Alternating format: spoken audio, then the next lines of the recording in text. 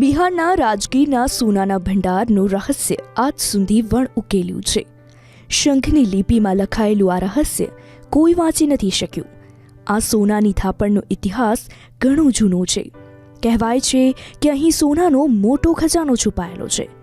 રાજગીરમાં સ્થિત સોનાના ભંડાર પ્રવાસીઓ માટે આકર્ષણનું સૌથી મોટું કેન્દ્ર છે, પરંતુ તેનું રહસ્ય આજ સુધી વણ ઉકેલ્યું છે.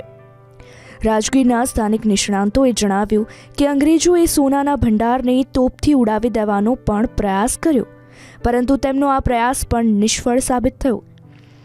આ ભંડાર ગુફાના રહસ્યમય ખજાનાની વાર્તા લઈને આવ્યા છે, જેનો દરવાજો સદીઓથી બંધ હતો. અંગ્રેજો પણ ખોલી ન શક્યા. કોણ જાણે કેટલી અપાર સંપત્તિ આજે પણ અહીં રહસ્ય બનીને રહી ગઈ છે. રાજગીરમાં સ્થિત સોન ભંડાર ગુફામાં વર્ષો જૂનો ખજાનો છુપાયેલો છે. એવું માનવામાં આવે છે કે તેને હર્યક વંશના પ્રથમ રાજા બિંબિસારની પત્નીએ છુપાવ્યો. ઇતિહાસકારોના મતે હરિયંશ રાજવંશના સ્થાપક બિંબિસારને સોના અને ચાંદી માટે ઊંડો પ્રેમ હતો. તે તેમાંથી બનાવેલ સોનું અને ઘરેણાં એકત્ર કરતા. તેની ઘણી રાણીઓ હતી, પરંતુ એક રાણી તેની ખૂબ કાળજી લેતી.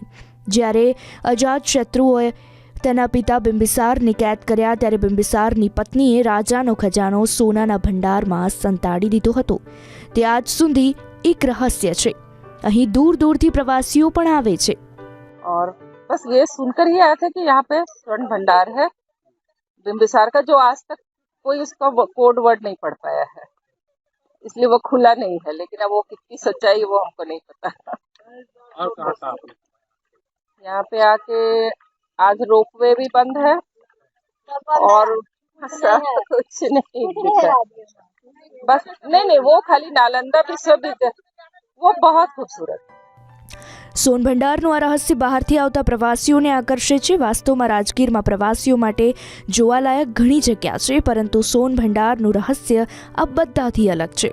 ભારત સરકાર પણ તેની અંદર છુપાયેલા ખજાનાને બહાર કાઢવા માટે કોઈ પ્રયાસ નથી કરી રહી, કારણ કે જો તેને ડાયનામાઇટથી પણ ઉડાવી દેવાનો પ્રયાસ કરવામાં આવશે તો પણ તેની અંદર છુપાયેલ વિસ્ફોટક સામગ્રી બહાર આવશે, જેના કારણે ગરમ જળ પણ બંધ થશે.